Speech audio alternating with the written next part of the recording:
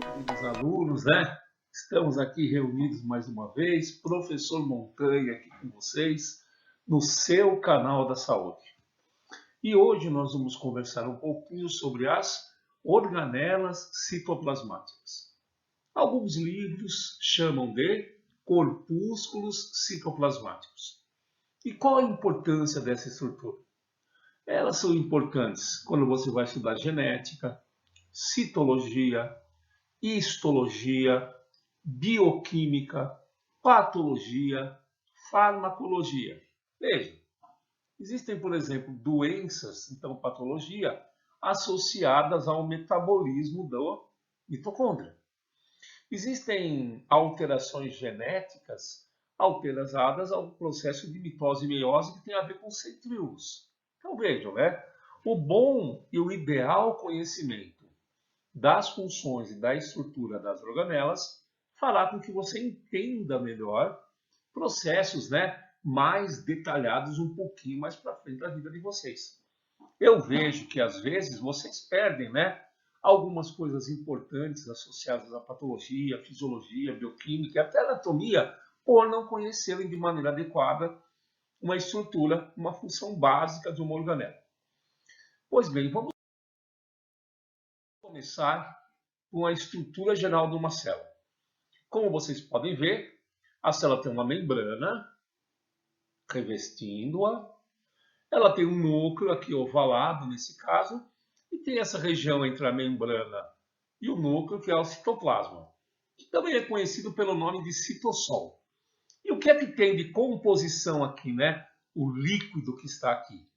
É um líquido de aspecto coloidal, não é como o mel, não é como a água. E é um meio termo mais para perto da água, né? É uma viscosidade mais para perto da água. E nesse líquido tem água, íons, proteínas, lipídios, carboidratos, tem filamentos de actina, fibrina, colágeno, varia um pouco de célula para célula. E disperso nesse citoplasma, nesse citossol, nós temos os diferentes organelas, como mitocôndrias, o complexo de Golgi, o centríolo, o retículo e outros que veremos ao longo da aula. Não vamos conversar de célula vegetal. A nossa conversa será sobre célula animal. Então não vamos falar de cloroplasto, não vamos falar de fotossíntese, parede celular com celulose. Não, vamos conversar sobre célula animal. Veja, DNA, RNA, nucleolo, cromossomo está no núcleo. Também não é o momento agora. Nós vamos ver o citoplasma da célula. Visto isso, vamos começar pelos centríolos.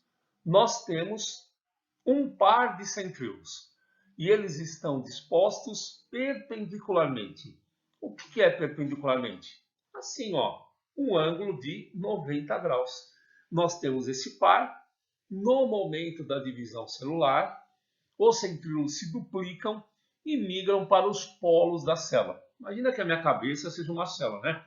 Aqui seria um polo e aqui seria outra. E no momento da mitose e da meiose, eles formam os chamados fibras do fuso, que vão se ligar ao centrômero do cromossomo, sendo importante na distribuição dos cromossomos para as células filhas. Estruturalmente, os centríolos são compostos por uma proteína chamada tubulina. E eles estão dispostos nessa forma cilíndrica, como está na imagem aqui para vocês. E essa forma tem 9 pares de 3 microtúbulos, dispostos longitudinalmente. Estes microtúbulos, além de auxiliarem na formação da fibra do fuso no processo de mitose e meiose, eles também estão associados à formação de flagelo e à formação de cílio. São nossas células, a célula animal tem cílio, tem flagelo, sim. Todo o nosso tubo respiratório é ciliado. Os nossos espermatozoides são flagelados. E de onde vem o cílio, de onde vem o flagelo? Dos microtúbulos associados aos centríolos. Visto os centríolos, vamos agora às mitocôndrias, né? As mitocôndrias, elas estão em maior quantidade naquelas células que apresentam maior atividade, como por exemplo, A célula do músculo cardíaco, ela está diretamente funcionando, fazendo o coração bater. Ele não para de noite, de manhã continua. Então é necessário que tenha bastante mitocôndria. Por quê? Porque a mitocôndria, ela é capaz, dado um determinado mecanismo anterior no núcleo, a pegar carboidrato, lipídio e proteína e transformar em ATP. A gente diz, né, vulgarmente, que a mitocôndria é a nossa fábrica de energia. É através da mitocôndria, é nela que existem enzimas e que reações bioquímicas acontecem e que transformam carboidrato, lipídio e proteína em energia, em ATP, necessária para todos os nossos processos, né? Troca gasosa, transmissão do impulso nervoso, contração muscular, reparação tecidual, fagocitose, todos os processos que tem no nosso organismo. Diferentemente dos centríolos, as mitocôndrias já têm um revestimento. Dá uma olhada, ó. Esse revestimento, quando olhamos ao microscópio, ele é semelhante às nossas membranas celulares, ou seja, é uma dupla camada de lipoproteínas, fazendo com que as substâncias entrem e saiam aqui. Na mitocôndria também existe um DNA mitocondrial. Muito importante esse DNA mitocondrial. Ele é uma das provações que um dia uma célula nossa foi contaminada por algum micro-organismo, ela entrou lá, se adaptou, se alterou e virou mitocôndria. E esse DNA mitocondrial tem semelhanças com alguns DNAs bacterianos. Tá claro? Estruturalmente, nós temos as cristas mitocondriais, que são essas ondas, né? E um líquido lá dentro também, que é a matriz mitocondrial.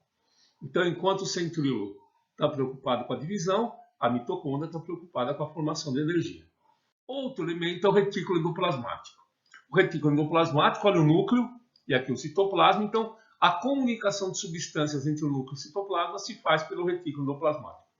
Se houverem ribossomos aderidos à parede do retículo, nós os chamamos de retículo endoplasmático rugoso. Se não houver, é o retículo endoplasmático liso. Ele sintetiza proteínas e ele, por exemplo, na célula hepática, ele inativa substâncias tóxicas, né? Protegendo a célula de algum ataque de alguma substância que seja produzida além das necessidades. Ribossomo. Ribossomo há duas subunidades. Uma maior, de 30 nanômetros, e uma menor, de 20 nanômetros. Os ribossomos, eles originam-se de elementos que vêm lá do núcleo, tanto RNA quanto proteínas. E eles estão associados com o processo de síntese proteica. Toda a sintetização de proteínas do nosso organismo é feita através de mitocôndrias. Multiplicação de DNA e síntese proteica são assuntos da bioquímica, que é um outro vídeo, é um outro momento. Aqui está a nossa estrutura do ribossomo. Vamos agora ao complexo de Golgi. Ó, o complexo de Golgi são vesículas achatadas, empilhadas, né? Essas vesículas nós chamamos elas de lamelas. Cada vesícula dessa, né? Nós temos aqui 1, 2, 3, 4, né? Nós chamamos de cisternas. E elas armazenam proteínas, lipídios e outras substâncias que são produzidas pelo retículo endoplasmático. Lá dentro elas ficam guardadinhas frente à necessidade, né? Mediadores químicos estimulam o complexo de Golgi e ele emite essas vesículas, entre elas não tem os lisossomos, que liberam essa substância que foi sintetizada lá no retículo endoplasmático para o nosso organismo de acordo com a necessidade da célula. O que mais nós temos como organelas? Temos aqui os lisossomos. Voltando aqui a imagem, ou voltando, não dá para voltar, né? A extremidade, né, de cada complexo de Golgi, quando ele solta uma daquelas bolinhas, uma delas pode ser um lisossomo. E dentro desses lisossomos existem enzimas digestórias. Estas enzimas, elas podem servir, por exemplo, um macrófago fagocita uma bactéria nociva, os lisossomos do macrófago vai lá, joga as enzimas e dissolve essa substância estranha e a mata. A gente pensa assim, fagocita você, como é que mata? Ela mata por enforcamento, por falta de ar? Não. As enzimas digestivas agem, né? E acabam com o bichinho lá, com uma substância estranha. Outra coisa que os lisossomos fazem também é quando você tem um tecido morto, o lisossomo vai lá e digere essas células mortas, para que não forme necrose, para não espalhar, não permitir uma infecção espalhar e estragar mais o tecido que está lá deteriorado por algum motivo, uma hipóxia, uma agressão, alguma coisa assim. Quando também nós temos células velhas em um determinado tecido, o lisossomo é capaz de fazer com que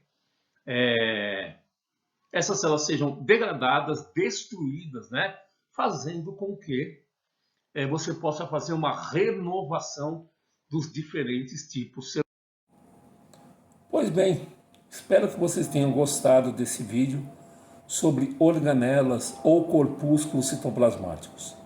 Agradeço todo o carinho de vocês lá no meu canal, com as perguntas que vocês têm feito, com as orientações que vocês têm me dado, né, com as ajudas, as dicas, né? Eu vou tentando melhorar a cada dia a iluminação, o som, a imagem, né? Eu tento o máximo, o importante é o carinho que eu tenho feito para vocês. Espero vocês num próximo vídeo e muito obrigado a todos, tá? Até mais, um grande abraço.